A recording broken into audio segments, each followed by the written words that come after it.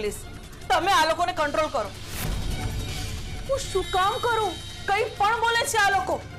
ચોર આ લોકો છે ને મને ચોર કહી રહ્યા છે.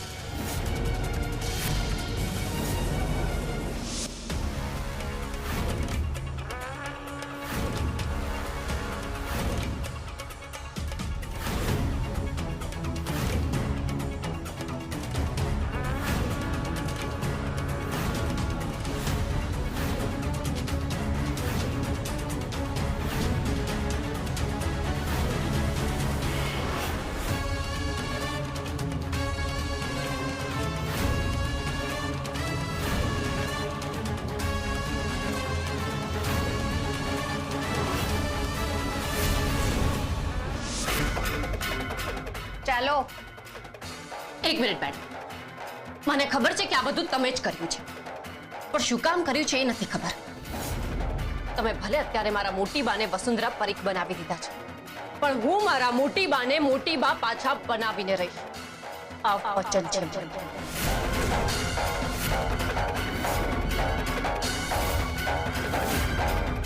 ચલો નીકળો, હવે બહુ થયું તમારા લોકોનું.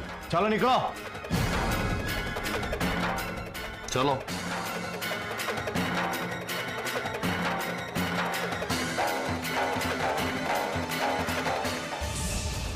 એ તો સમય જ બતાવશે. એક ક્ષણમાં બધું બદલાઈ જાય. અને મેં એક જ રાતમાં ઝવેરીઓના જીવનને ઝેર બનાવી દીધું. ઝવેરીઓએ મારું જીવન એક જ ક્ષણમાં ખરાબ કર્યું હતું. આ એનો બદલો.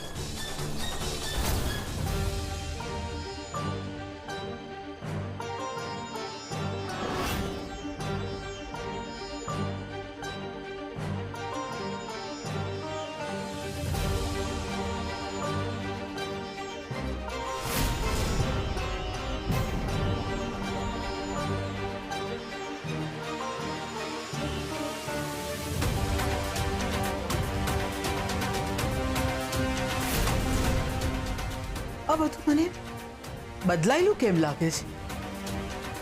જાણે કંઈ અલગ જ હોય એવું કેમ લાગી રહ્યું છે મને?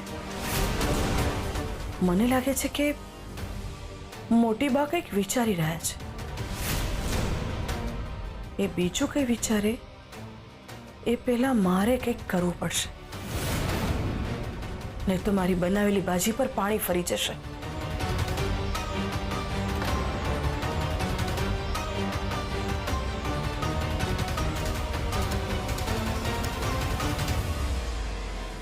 તમે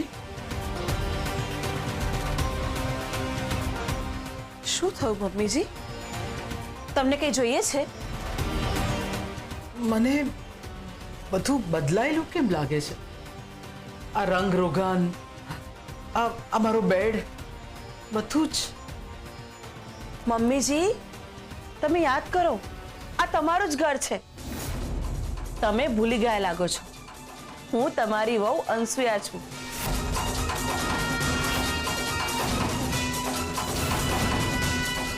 અનસુયા?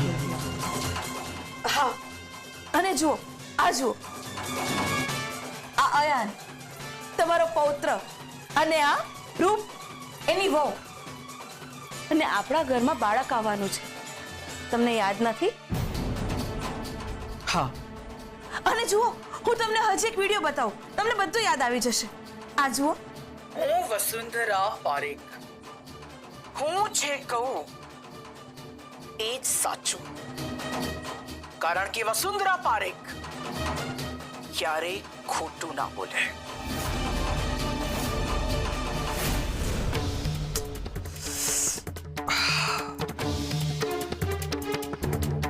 હું વસુંધરા છું એ મનમાંથી ભૂલાઈ જાય છે મારા. મમ્મીજી એક પ્રોબ્લેમ છે.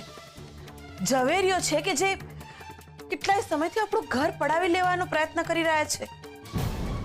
એવું કેવી રીતે છીનવવા માંગે છે? એ લોકો પહેલા પણ આવો પ્રયત્ન કરી ચૂક્યા છે. તો પછી મને કેમ કંઈ યાદ નથી આવી રહ્યું? યાદ કરો મમ્મીજી, યાદ આવી જશે. છેલ્લા કેટલાય સમયથી એ લોકો એવા જ પ્રયત્ન કરી રહ્યા છે કે એ લોકો તમને અને આ ઘરને છીનવી લે